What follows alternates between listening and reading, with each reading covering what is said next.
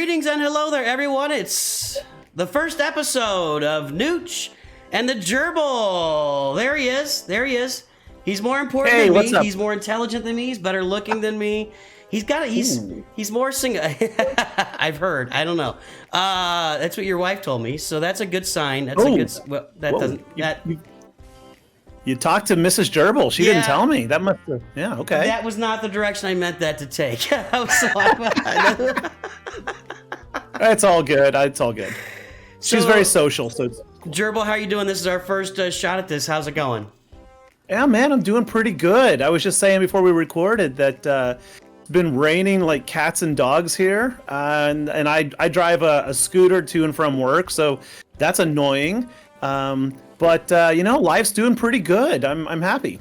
So you're in you're in Singapore. Does everybody ride scooters there? Is that what the deal is? Shanghai. The other. Sorry, sorry about that. It's okay.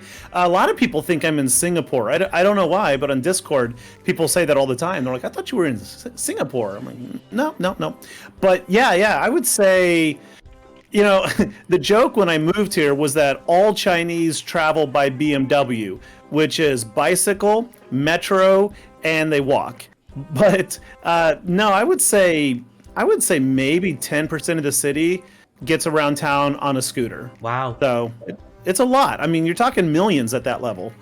Yeah, that's a whole different level than here. Everybody's in a car, or if you're in a big city, you might take an Uber or a taxi or something. But yeah, better than half take the metro. But yeah, right. But I'm doing great. I'm excited to start doing this. We're talking about doing this just to kind of set it up.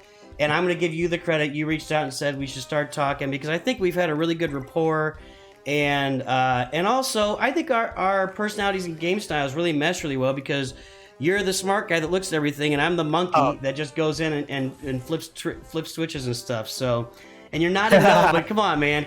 You pulled out the date. I think our first exposure, most of our first exposure to you was the data-driven GL Leia prediction, and here we are. So yeah.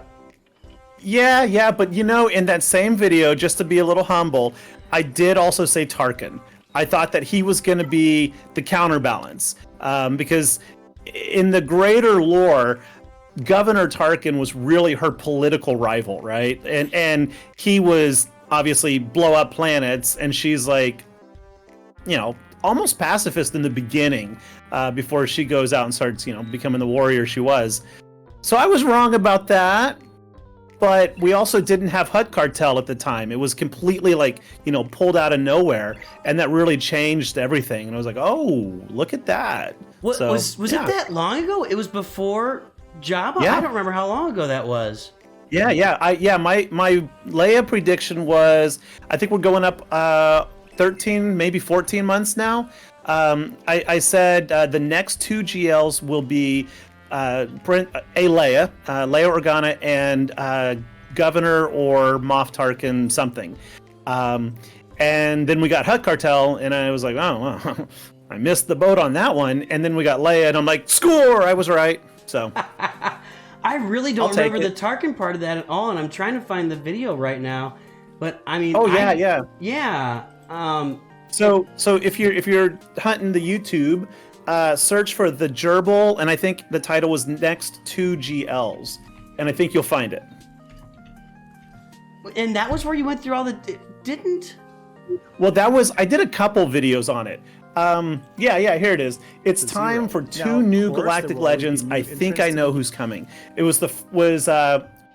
it says 1 year ago, and I am doing some spreadsheet shenanigans in there, but that that's not the video that really exploded for my channel. Like, my typical viewership on the Gerbil is, I don't know, maybe 1,500 views these days, but I had the other one that you're thinking of, where most people found out about my ideas.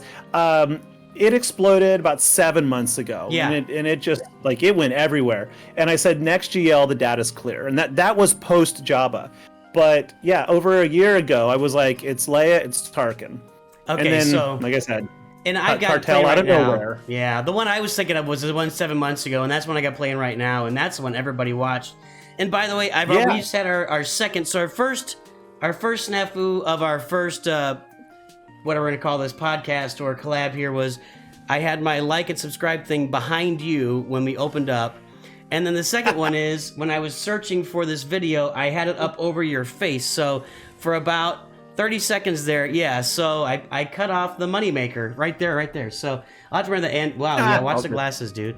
Oh, these are already broke. Oh, I got these at iMart in America, and for whatever reason, they're like the local glasses shops here, which are amazing. They're like, yeah, we can't fix that.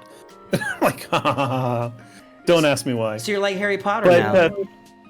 Oh man, I'm a huge Harry Potter dork. Absolutely, that's my castle behind me. My 5-year-old has finally learned he's not touching it. Hey, I'm there with you, dude. Well, you know, they gotta learn. Maybe the hard. Yeah. How you learn the hard way. He's got more Legos than I can count, so it's ridiculous. That's good stuff, dude. But, so, yeah.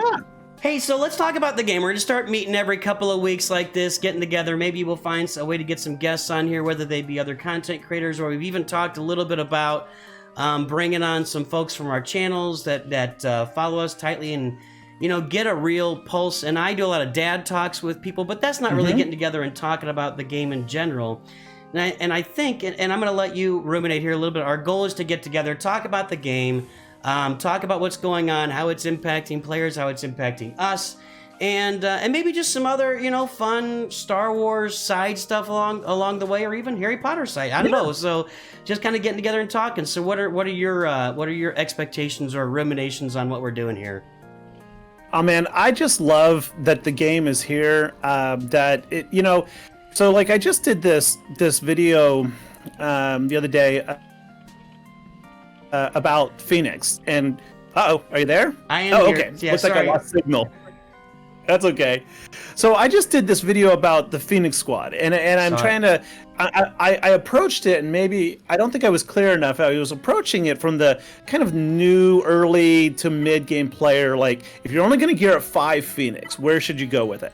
Because what I discovered through making that video, and through my interactions with people commenting on it, is how interchangeable and how dynamic that squad actually is, because of the synergies of all of the mixed matches between Hera, Rex, and then like Zeb and Kanan versus Zeb and Sabine and so forth. And so I've had all these amazing conversations, but they're usually, you know, kind of one-offs as you chat with someone on Discord or on YouTube or whatever. So my hope is very much like you said, that on this show, we just start taking some of the cool, trendy stuff, some of the lesser-known stuff, some of our own theory stuff, and just share and enjoy the diversity and the flexibility of the game, right?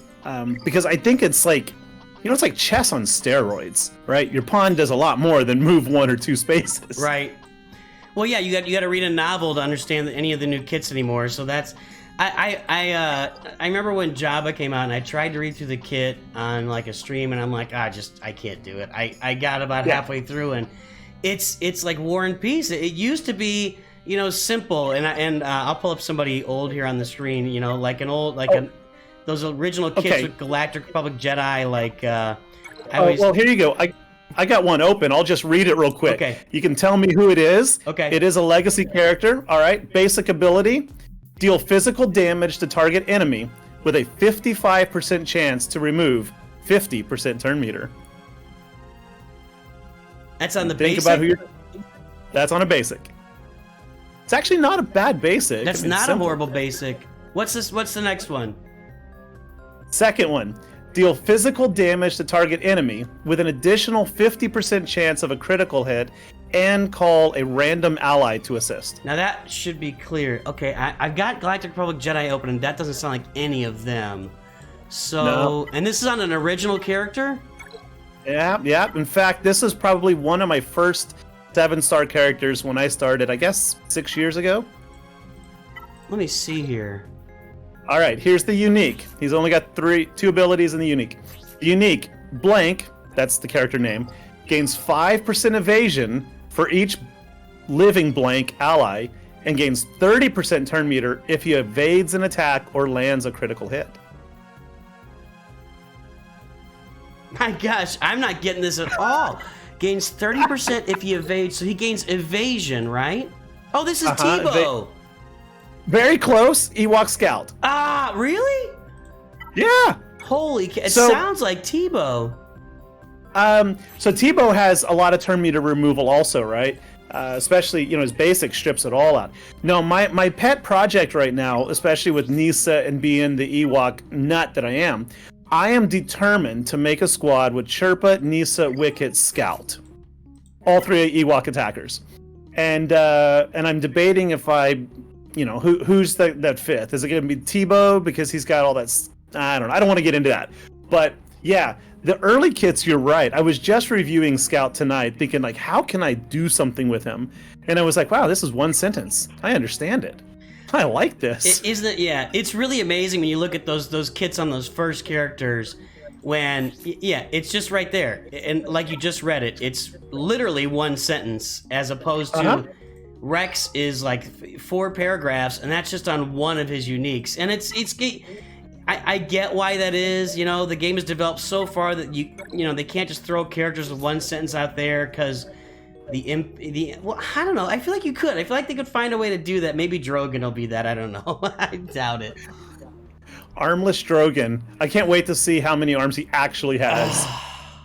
I am not. You know, I had this idea for a video. We'll see if I do it, where I just go through Return of the Jedi. You know, like after, because I don't think it's fair to say anybody that's in Jabba, and I don't think it's fair to say any pilots. Like, you know, because General Lando or Nien Nunb would have been awesome, but then you got to bring the Falcon out too, right? And then I don't think they wanted to bring a ship out here for this, and they're kind of. I feel like they're saving all these extra Rebel ships for down the road for something, but. Or there was a female A-wing pilot, if you wanted to go that way in the movie. But I was gonna go, I guess maybe to the shuttle Tidarian that they stole. I know there were a couple of guys in the back of that, and they could have made it one of those people, or just to the how about General Nadine? Why couldn't he have been the extra character? Or any one of the people behind, if you're gonna use just somebody who's actually in the movie, but it really has no, there's any number of men and women in that whole, you know, briefing room that they could have just pulled out and said, here, this person. But instead they just made up somebody. I'm not a fan of that. Yeah, no, I'm right there with you. It you know, when Geo Brood Alpha came to the game, it really, you know, obviously elevated Geos up to just a meta awesome squad, and they're a lot of fun, and I'm really glad we got them. And that is an original character from CG, you know. And then they brought in, I guess it was maybe a couple years between there and Sortie. And Sortie is an OG character, and it's like original creation, I should say, OC, I don't know. And when Sortie came, I kind of had like the seed of worry was kind of planted in me. I was like, okay, we're creating things from a universe that's already extremely diverse and has a lot of depth. And then now we got Drogan, and I'm like, okay, I think Capital Games actually really is trying to be more thematic these days. I think that like they diverged into a long period where you got teams like Jedi Master Luke with Revan and Hermit Yoda, and it's like that no, or Maul with Lord Vader. It's like no. So they really kind of messed things up, I think, in that sense. And I think with Leia, they're trying to come back to it. So like my prediction is that Leia's team is going to be R2-D2, Wicket, Drogan, who will be in Rebel camo, and then I don't know who the fourth is going to be, but that would be thematically appropriate for Endor. So given that, on one hand, I was like, yeah, Drogan, yeah, I guess you got to name all those random dudes. But then when you go to Wikipedia or something, they have names. Like, they're actually named. Some of them are named in the credits. Some of them are named in the books, you know? So, yeah, it does bug me because, like, I watched and really appreciated your video with about Lord of the Rings, introducing all these unnamed, made-up characters from Lord of the Rings. And I'm not a huge Rings fan. I like the movies. My brother was a fanatical, avid lover of it. And I think that he would have probably looked at these made-up characters and just shaken his head and said, no, I'm not playing that. Yeah. And I worry about that coming to Star Wars. Yeah, well, I mean, if they do it on a limited scale, you know, the thing about Loader Homie is that it's like 80% of the game is made up, and We've already got that game. It's called Raid Shadow Legends, and I think they've made a huge mistake with that. But yeah, that'll be a conversation. I've actually got a video plan for that. But yeah, it's anyway. But yeah, I agree with you. And I didn't think about GeoBrood Alpha. I think the thing about GeoBrood Alpha is that 2 of the Geos were already just generic. You know, Geo Spy and Geo Soldier are generic characters. So putting a generic type of character in charge of that, and you know, we don't really have a lot of familiarity with the Geos, so on a limited scale where it makes sense, I'm okay with that. Just don't start bringing out factions of like random Gungans. But you know, there's enough Gungans. You know, we know Tarfels, we know Jar Jar, we know Boss Nass, and you throw in like a Gungan warrior or something with that. And why don't we have Gungans yet? Oh my gosh! What is it? Phantom Menace? They are avoiding it in general. I made a whole other video about that, about all the Phantom Menace characters that were missing in the game, and it's a lot. It's aside from Qui-Gon Jinn, even the Padme we have is from Attack of the Clones. So we have hardly touched. We have Newt Gunray. But we've hardly touched Phantom, and there's a lot of room. You could even put like Latex Yoda in there. You know, maybe that's somebody they throw in the game. I don't know. Latex Yoda. Okay, that's a new one for me. All right, I'm wondering when Phantom Menace came out. Let's see here. It was 99. I knew that. So I guess my optimist side says maybe they're waiting for the 25th anniversary, which would be next year. Yeah. But they don't always, you know, hit a home run with anniversaries. Right, that's true. We're waiting to see. This is the 40th anniversary of Return of the Jedi, and we got Leia. Of course, it's not released yet, and if it's anything like Leviathan, it's going to be a struggle. But we'll see. You never know, man. These new releases. I'm very convinced that they have a couple of guys sitting around a table testing, and their third tester is named Arnold, and they just rely on him coming out day one, unlocking it, and then saying, well, these 5 things are wrong, or here's all the bugs. Yeah, in the Leviathan case, it was all bugs. It wasn't necessarily even the kit. It was just that nothing was working, which is really strange. Like, is there... I just... At this point of the game, we're nearly 8 years into this game, and we don't have a server that's reliable to test bugs. It's just very odd to me that could launch with... I mean, the whole thing was bugged from top to bottom. It was amazing. I mean, yeah, I mean, how did they not notice, like, it's dazing its own fleet? That was a pretty big one, right? Just really strange. Or the whole ability fundamentally blows up the reinforcement, and yet it's still there. You know, I forgive them for being able to blow up the enemy capital ship, Profundity. That was kind of obscure that you could click that little spot underneath the health bar or turn meter bar, I guess it was. That was well hidden. And I wonder if that was an Easter egg on purpose, actually. That may be true because somebody found it. Yeah, right. And then yeah, so speaking of Leviathan, I don't think a lot of people have seen today's post from CG regarding it. Have you seen it yet? I have not. You're like, what post? Yeah, so there's a post from CG. It came out at, I don't know, time zones confuse me, 8:48 p.m. on the 22nd. Pulling up. And it is just, it just leaves me scratching my head. I was talking with a couple guildmates just the other day, and they were like, so should I can get Leviathan in 6 months if I grind, or I can get Profundity in 2. Where do you think I should go? And I'm like, well, given the odd unknown future of Leviathan, I would get that Profundity. Yeah. And then right after that advice, this came out, and I'm sitting there going, yeah, so it's still unknown. So this is quick. So it says, based on Leviathan's matchup with Chimera and Profundity, the team has investigated and found potential locations will be adjusting. That doesn't make any sense, but to bring Leviathan more in line with our core vision of how the ship should interact with other capital ships. Once we've settled, we'll make another post. See, that's a weird... What... Locations, like what were I like? Are we going to Shanghai? I mean, what are we doing? Yeah, if you live in Tokyo and it's daylight, if the map behind you is the forest moon of Endor, then the Leviathan. I mean, you know, I don't know. This started with, and I sure started before that, but the Executor was the big one. When it came out, I remember on day one, it was like, well, everything beats it. And Home One, like, destroyed Executor. Like, it wasn't, like, Executor wasn't getting turns against Home One. And, well, maybe not that bad, but it wasn't getting turns before 1 or 2 ships were dead against Home One.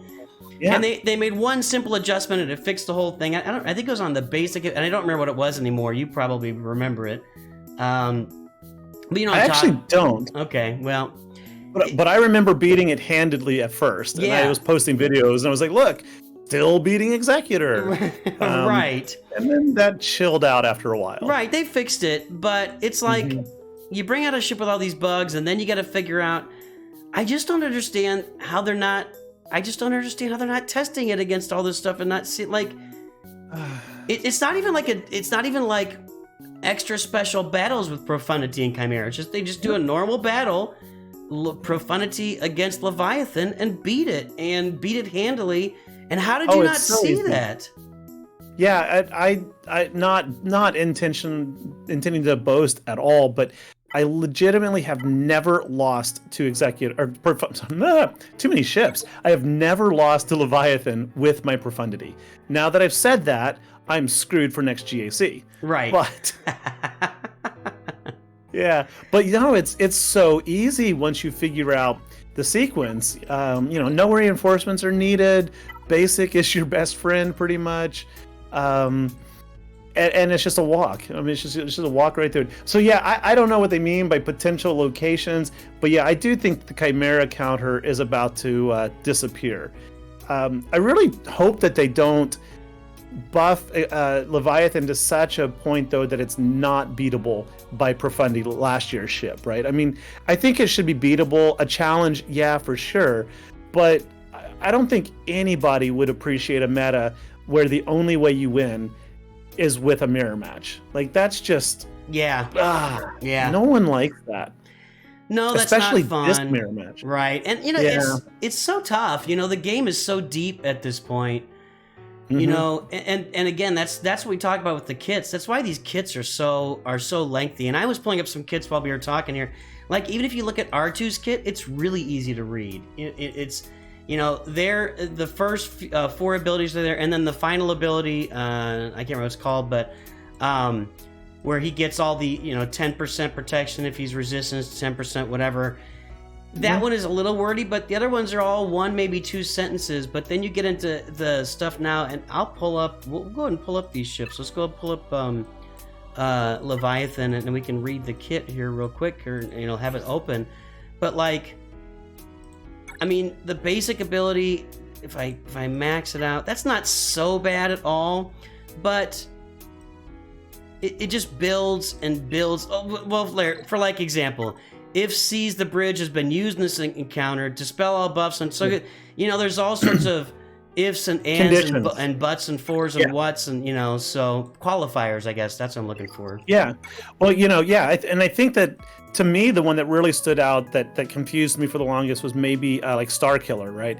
It's like, if there's one Jedi, one Sith, one unaligned dark side force user, one, right? And then I started seeing that happening more and more and more. Like, is it Sanastaros, you know, that says scoundrel, rebel, tank, ally, right? It's like, how many tag conditions do we need now? So that's tag conditions. That's the way to put it. Yeah. Yeah, and we're getting a lot more of that.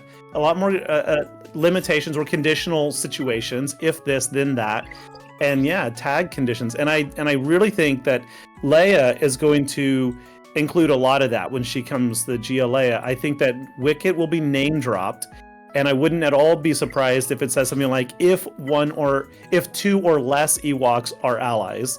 You know, stuff like that, so that it builds a hybrid team in some degree.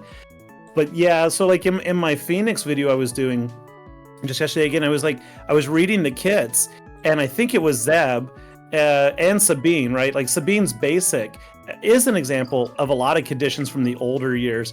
Like, because it says she attacks twice, but then if they have less than 75% turn meter, hit again. If they have 50, hit again. If they have, I didn't know that until yesterday. Oh, really? Yeah, I did.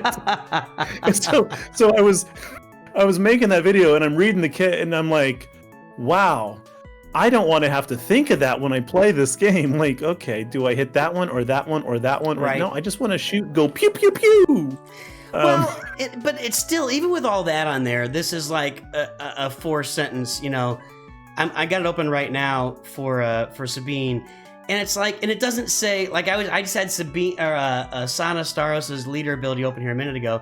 The very first sentence is, Rebel Scoundrel tanks gain 30% max health, and you're like, so, Stormtrooper Han, that's what you mean. Just and Cara Dune. Oh, and Cara Dune, yeah, and Cara Dune, right. Yeah, So, and you're right. It's the tag conditions. That's a really good way to put it, and I hadn't heard that before. And if I missed you say it on a previous video, I apologize. But yeah, so like this isn't, Sabine's basic isn't a tag thing. It's just like, yeah, I can't. That's funny you didn't know that, and that's probably because most people that farm Phoenix along the way, you left Sabine out because she's a harder farm. Or, now Hera's a more difficult farm too, but she was a harder farm, took longer. And that was the main reason. Plus, Chopper gives you that second tank and is a really good support. So people haven't used Sabine a lot unless you got that Mando team. And even I think she's even fallen out of favor on most Mando teams at this point as well. Yeah. Yeah. I will say, pro tip I learned from the community also, in chatting with people that disagreed somewhat with my perspective, and that's fantastic. That's how I learned, is when people are like, no, Gerbil, you is wrong, and I'm like, thank you, educate me here. So I had never put this one together. It's so simple and obvious. If Sabine is at least one speed faster than Rex, what happens is she opens up with her AoE, which applies stagger to everyone, and then Rex immediately goes next and does his AoE, which removes turn meter from the entire enemy team. And I was like, whoa, that's like kind of nice. That's like a Moff Gideon move right there. Yeah, it is. It is. So speaking of long kits, I don't know if you've paid any attention to Nisa. Have you read her unique? I haven't. Let's open it up right now. And oh my, I'll tell you what. You have to go see this. For an Ewok, this is the most convoluted, garbly gook. Okay. Just the unique. Let's read it right here, okay? Are you ready? Yeah, go for it. Okay. We'll see how many people exit the video as we read this. I might need to get some water, but all right. So, Nisa has plus 20% critical chance, plus 50% defense and max health, and plus 40% tenacity. And by the way, this all builds as we go. Each upgrade is like another paragraph, but other Ewok allies gain 15% defense, 20% max health, and potency. Okay, so she gains a bunch of stuff, and everybody else gains a bunch of stuff. Okay. Whenever an Ewok ally attacks on a turn, inflict a stack of damage over time to target enemy for 1 turn, which is all the time. Whenever another Ewok ally attacks on a turn, they deal true damage, which is nice. Whenever another Ewok ally uses a special ability, she assists. Okay. Whenever an enemy uses an ability, she gains Retribution for 1 turn, 5% turn meter, and all Ewok allies recover 5% health. That's a lot for... Okay. Alright. Any ability. Yeah, whenever an Ewok ally is dazed or stunned, they gain This is a lot. They gain Foresight and Protection up 100% for 2 turns. They're dazed or stunned, they gain Foresight. See, when you're stunned, you have Foresight? That's really weird. And protection up for 2 turns, and all Ewok allies gain 50% defense stacking for the rest of the encounter. Whenever, so basically you don't want to use a daze or stunning team against them, pretty much. No. Whenever an Ewok ally is critically hit, they gain 5% offense stacking until the end of their turn. And while in TW... do I read that I was going to say, I'm going to stop you right there, because that's just the basic unique abilities. Then you have the Omicron, which is almost as long. She has 95% critical chance, plus 25% critical damage, plus 10% max health, plus 10 speed for each Ewok ally is immune to Days of Sun. At the start of the battle, she gains critical chance up and critical damage up. For 2 turns, 100% turn meter, so she goes first. Allied Ewoks get, so she got a little, that's your Mara Jade move. Yep. Allied Ewoks gain 10% offense. Whenever an Ewok ally gains a buff, she gains coverage 10%. Yeah, this is crazy. I'm done. And I'm good.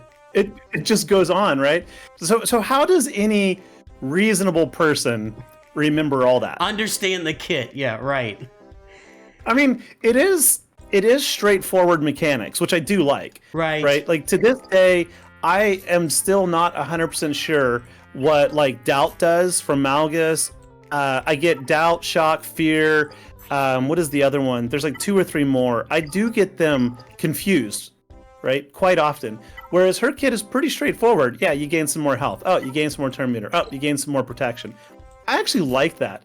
But it's so many whenever. Like literally, I think it's 1, 2, 3, 4, 5 whenevers in a row. Just. Yeah, I'm the same way as far as doubt. And I'm trying to look at it right now. I don't even know which ability. There it is. Doubt can't gain bonus turn meter or buffs or recover protection. Can't gain bonus turn meter or buffs. So it's shock with the protection recovery, basically. Right? Yeah. Buff immunity. Yeah, I think so. I'm not a Sith player much. If I knew my Sith better, I might know these more. But yeah, there's so many debuffs on Sith squads that I forget. Shock is can't gain health buffs or bonus turn meters. So health buffs. How is bonus turn meter? Hold on a second. Oh, okay. And doubt was protection buffs and turn meter. Yeah, I think that's right. Yeah, it doesn't have the health.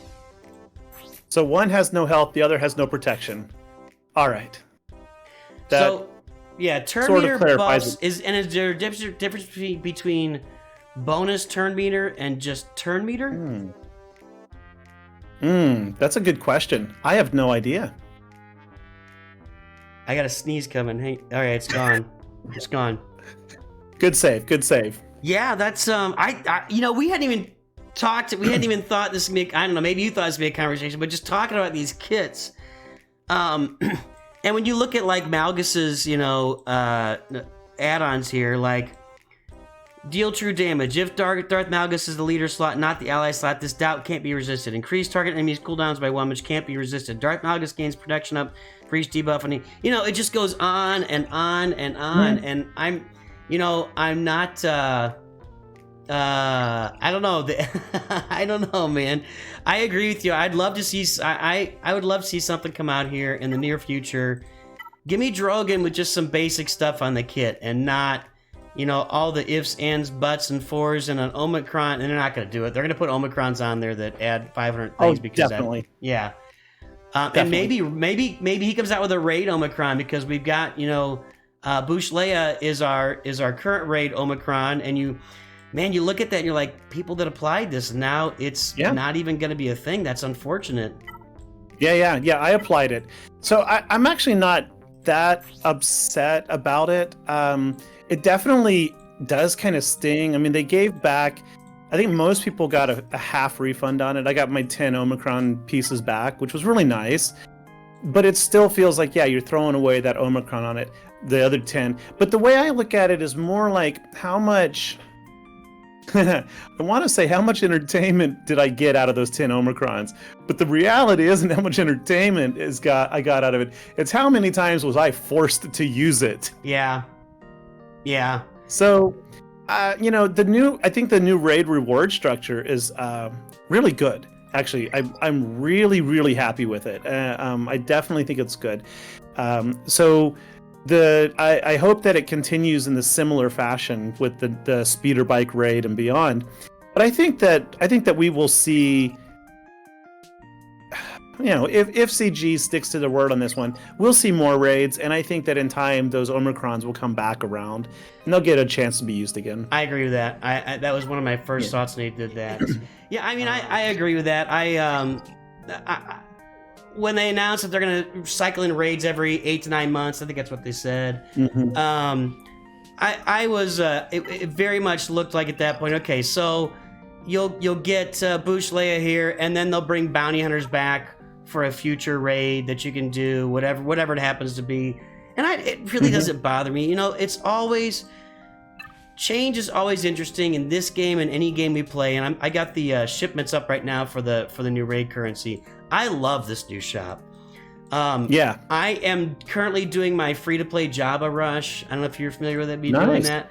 Oh, yeah, I've seen. Yeah, so I'm 11 weeks into that, and I have every character that I need. I have all the Ewoks, not all I don't have Chirpa and Wicket, but all these characters that used to take you so long to get through. You know, I farmed Stark to 7 stars. Oh, man, it takes me forever to scroll down to him, by the way, but that's another thing. I mean, I've got Stark at 7 stars in that account. I've got Gamorrean Guard almost at enough shards, 330 shards close to it.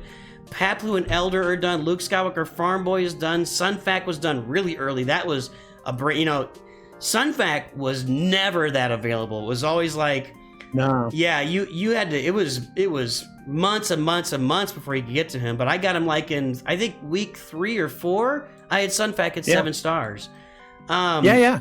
Low grade, old Ben. Yeah, it's a great shop. Low grade also was really, really hard. And if you were going home 1, Jyn Erso was really, really hard. Yeah. So yeah, I mean, you can get the U-Wings out real fast for an offensive home 1 fleet that will dominate for a long time in Arena. It won't hold well, but you'll climb easy. And you're right, like C-3PO, you can get to so much faster. Chewbacca is much easier to unlock with the introduction of Grief, and he's accelerated now. I don't know if he's available other places. Yeah, we could talk farming forever. I love like different farming strats, and and I have some unique thoughts on it, I guess. But yeah, the currency sword. The only thing that I would really, really love to see is at the top of the screen where it shows how many like Mark 1, 2, 3s you have. You just tap on that to filter to that section. Oh, that's a great idea. Wouldn't it be amazing? Like, because I especially all of the Mark 1s, I mostly only buy currency with that at this point. Yes. So I'm just like scroll. Nope, too far. Scroll back. Why not just go tap buy? That's a tremendous. I agree with that. Doing that, or even if it's in the instead of cancel or find more, it is filter, or whatever. Yeah. They need to do that. Filter by currency type. Yeah. That would be wonderful. I do love this.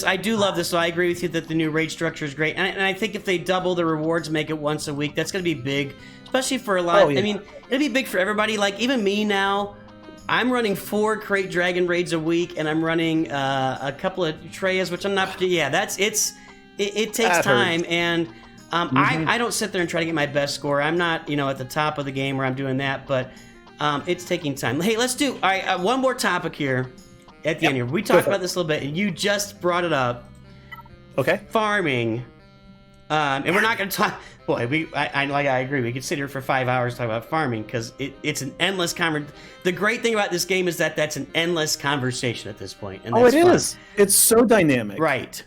Now, you said something, and I don't remember which video it was in or where it was. Okay.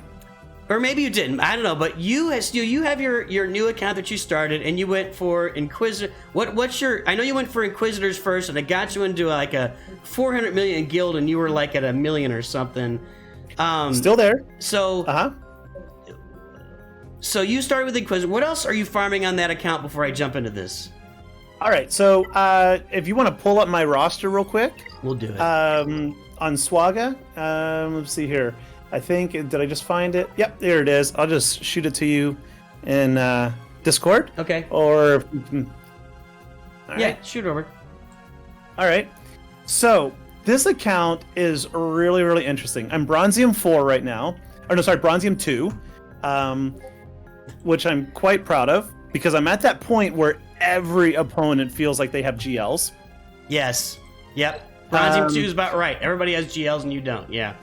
Yep. Oh, definitely do not. Right. But everyone else does miraculously. I only have 3 Omicrons, but I'm sitting on enough for 2 more. I just haven't figured out where I want to put them. I have 80 7-star characters total. Where's my GP? I think it's just under 3 million. Yep, 2.9 something. Okay. Yeah, there it is. 2.9 million. So if you look at my roster, so this account initially was going to be a Profundity Rush. And I changed on that real quick. So from day one, I did buy the hyperdrive bundle. So that gave me obviously all the bonuses and skipped a few months, right? Jumped up to level 85.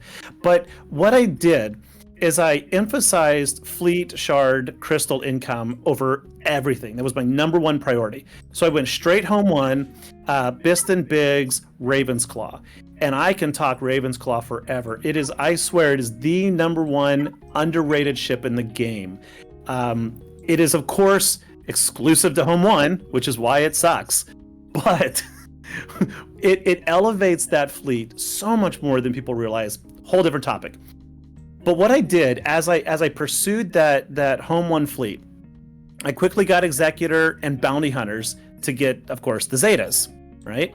And Executrix, everybody. Executrix, sorry. I did the same thing. Somebody's like, "Hey, you got the Executor in 6 weeks. Good job." I'm like, "Oh man." Anyway, go ahead. Sorry. Yeah. So Tarkin. Sorry. Tarkin. So I got the the Zetas, right?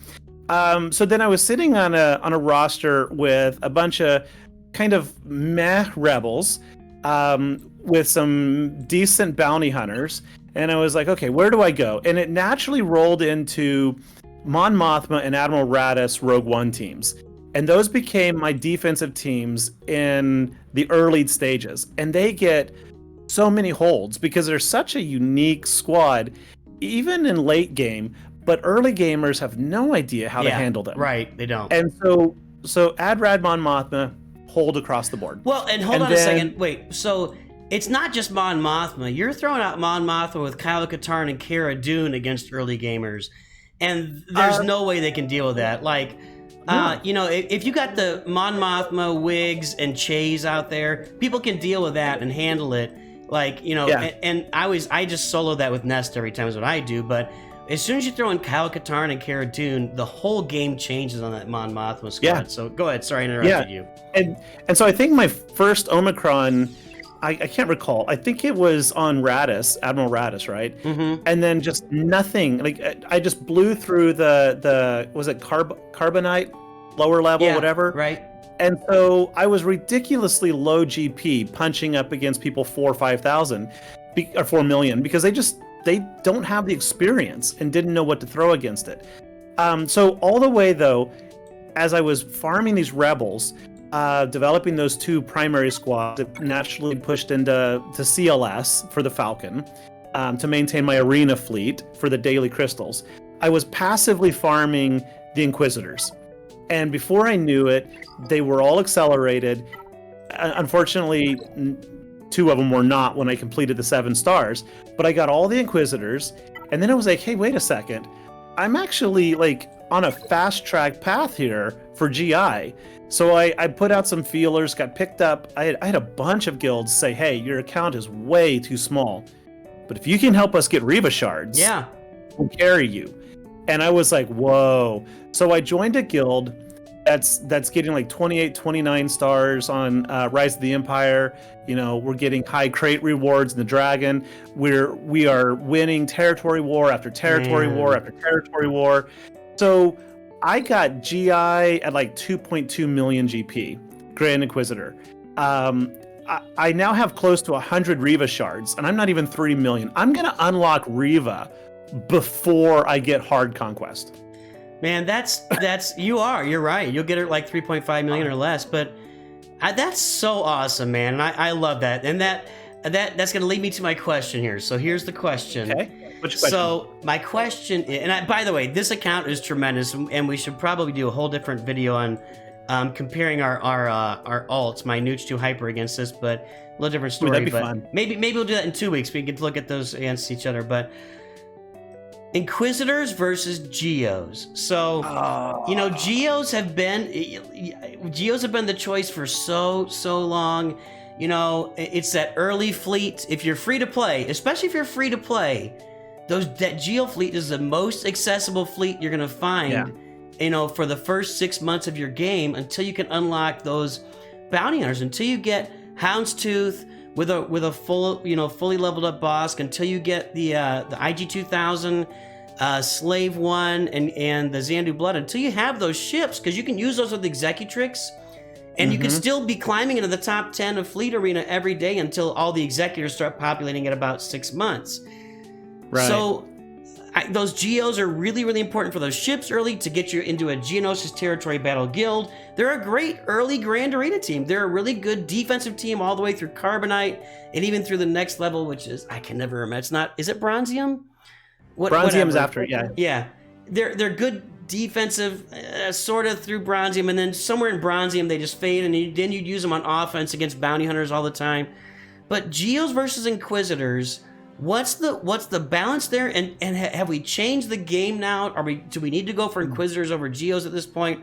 Or what's the story? I'm gonna turn it over to you, and we'll wrap it up on this discussion. All right.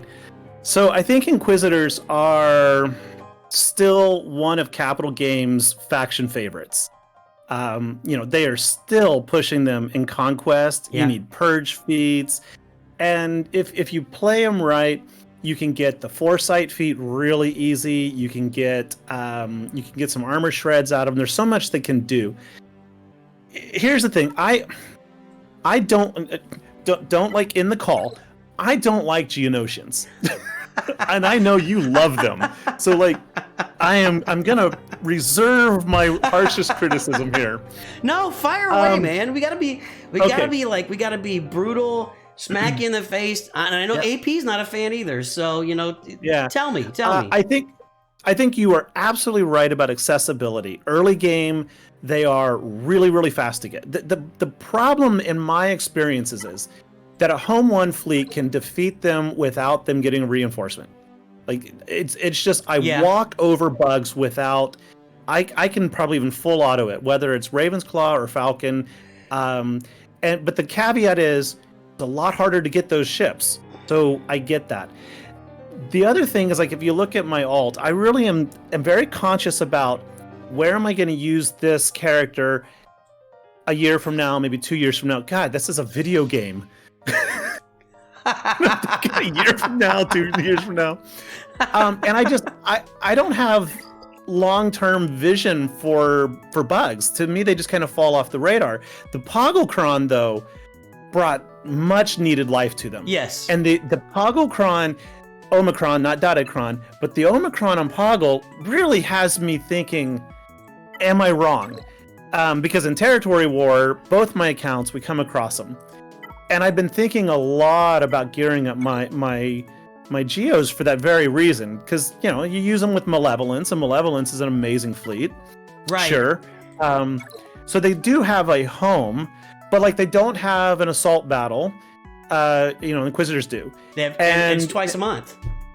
Yes, and you get a lot of gear from that. I mean, you really, really do. In the long run, I mean, if you're going to play this game for years, you will recoup your investments.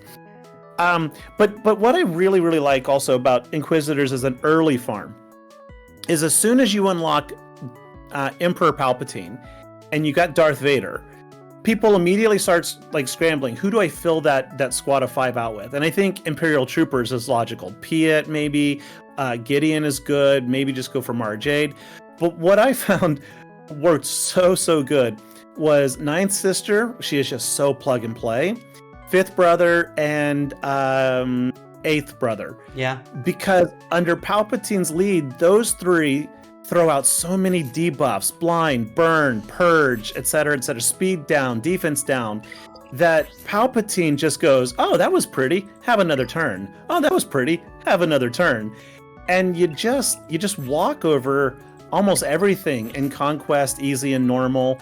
I mean, it just becomes almost an automatic win in Conquest, especially with Amplify Agony discs. You put those on there, and because Seventh Sister will assist with each ninth or fifth brother, and fifth brother will do his AOE an instant turn, right? And then he does his second special, stun, whatever, instant turn. He's just literally will take 8, 9, 10. I counted 17 consecutive turns once. And that was in Arena, not Conquest. That's awesome. So I think that Inquisitors should be a slow side project, no matter what, early game. I mean, just do your 5 and move on every day. And then But once you get them prioritize. up there, you can look at, because you have to spend a gazillion Chirotechs along the way, and that's really like if you're free to That's play, painful. if you're free to play, Chirotechs are like going to be the bane of your existence. And if listening to this and you are free to play, just plan on it. It's going to eat you alive. Yeah. Chirotech is the old Carbonti. Carbonti. Yeah. So let's come to a conclusion. I kind of think that, so, and Malevolence is going to be my other argument, because you're going to be moving, you're getting Get 2 currency right now, and what are you spending that on as far as, are you doing the Negotiator, or are you not doing a ship? Oh, no, I'm not. On this account, I'm... So I've got my Executrix for defense, and I've got the home one for the offense. All right. I don't think, I mean, you can look through my GAC history. I don't think I have lost a home one battle in months in Arena if I open up that sector. Right. The Executrix does not hold, period. I mean, it doesn't hold. I don't have the TIE Bomber 7-star yet, and that's kind of a must, I think. But I am only Razor Crest away from the Executor. Why not use the Chimera instead, or is it just a matter of the abilities aren't upgraded? So then you got don't have Braun either. All right, you need the. No, Braun is he's like 6. He might be 7-star, but he's like Gear 6. He is 7-star. And I'm just not. Yeah, I'm not putting the investment into that. I got See, you. like taking the Geos into Malevolence means you now also have to farm the Separatists, right? Mm-hmm. So you now have to combine 2 squads to get the 1 fleet. Right. And what I'm looking for is 1 squad, 1 fleet, 1 squad, which is perfect for Slicker. But I did that on my main account, so I'm ignoring that. I get you. Yeah, you're doing something. Honestly, this is a really creative and interesting account. And I had a guy show me an account the other day that doesn't work on fleets at all, and he's in like Kyber 3. And he just blocks off the front wall with 4 of his GLs. And does it, and has great mods, great mods. And I think he had I don't know if he had Datacrons or not, but he doesn't even bother with fleets at all. Like, he didn't have Executor. He didn't even have even that, if I remember right. So, but we can talk all day about that. I still think that, like, for a new free-to-play player, I think Geos are really, really important. I think for a new Hyperdrive player, that may be a whole other conversation, because you're going to go straight for Executor probably, in most cases, you'll already have those bounty hunter ships at 5 stars. So yeah, and there's the bounty hunter ship bundle that people always forget. See if it's out there now. Everyone forgets this, and I'm going to do a short video about it this weekend, actually. 1,900 crystals. Yeah, that's a lot, but even a free-to-play player can save up 1,900 crystals maybe every 9 to 12 days, give or take. For 1,900 crystals, you are almost guaranteed 60 bounty hunter ships. Now, what does 1,900 crystals get you if you're farming it daily? Right? Huh? 60 shards. 60 shards, yeah. I don't know what I said. And yeah, it's random. You could get, Boba Fett or Bosk, but law of averages, you're going to balance out after you buy this 3-4 times. It is totally going to balance out. So, like, how many ship shards do you normally get for 1,900 crystals? Even farming, you're not going to get that many. Nowhere close to that many. So that bounty hunter bundle for 1,900 crystals, like, it's a 50-something% chance. First you get 4 drops, and it's like a 52% chance to get, I think, 15 shards per drop. I mean, there's your 60, right? But then it's like 25% chance to get 25. So a lot of times when you buy that, you're actually going to get 75, 90 shards of bounty hunter ships. And you hit those 7 stars real fast when that happens. Yeah. So, like, even free to play, I would say, especially if you're going after Executor, save some crystals. Save 100 a day, save 150 a day if you can, and buy that bundle. There are so many ways to do this game right now, and it's so exciting. Most of my farming guides have been along the same path, but I think it's time to start finding a way to make these farming guides diverge into multiple paths and talk about, the way it can go. And it's something I'm going to be looking at here going forward. I'm going to start putting out monthly, you know, the September 2023 10-minute farming guide at the beginning of every month. So we're going to start that, and we'll have a little fun with that. And I think I might be able to use your account. You know, I just, there's just different ways to do it.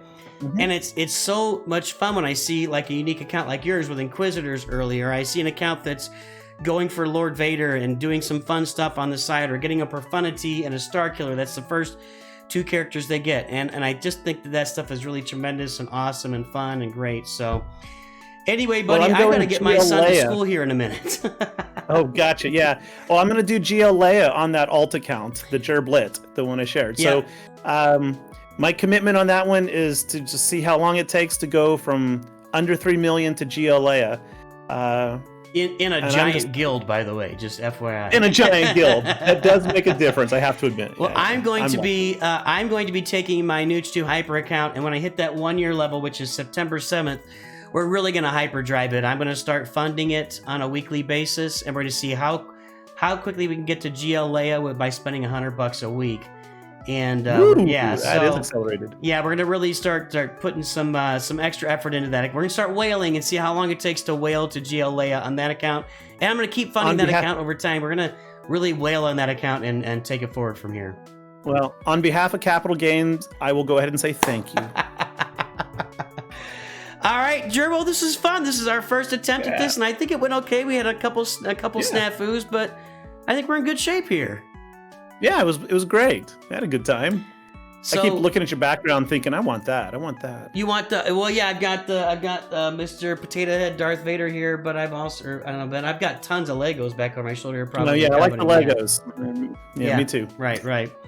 All right, man. Well, thanks for having me, and I look forward to episode 2 in the coming weeks. That sounds good, man. And we talked about how we don't have an intro yet for this. I don't have a sign-off yet. We need to come up with a sign-off, because I'm about to throw my NOOCH 2 Good sign-off, but that doesn't make sense for us together. So over the next 2 weeks, we need to collaborate a little bit, and you said you're going to write a little ditty for us, so I look forward to that. I'll try to come up with something. You do the ditty, and I'll find a graphic, and we'll put it together, and we'll have something fun at the beginning, and we'll make that like something at the end for us, too, that we can put up. So in the meantime, I'm going to throw up NOOCH 2 Good. I apologize to all the gerbils and gerblets out there for throwing this at you, but we didn't have the foresight. We did not apply foresight to put that together yet for this one. So any final words, Gerbil?